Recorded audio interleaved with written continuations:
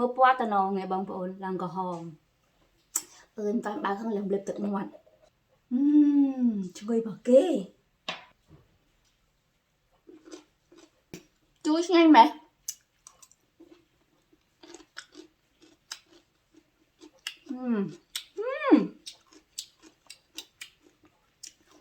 nhắm môi 250 tiền bao nhiêu chữ chú thẻ là món ấp thẻ khá là này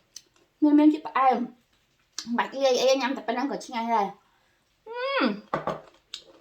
ngon mẹ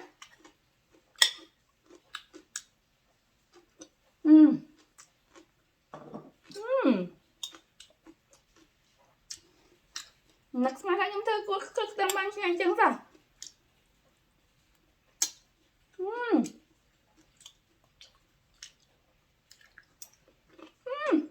ngắm ta nó muối bay của chị ngay thế nè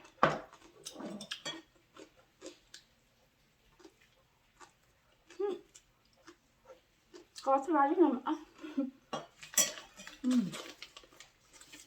thầy cô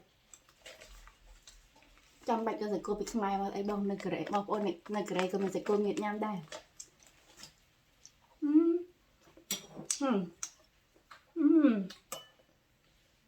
Çok da başlayayım ben.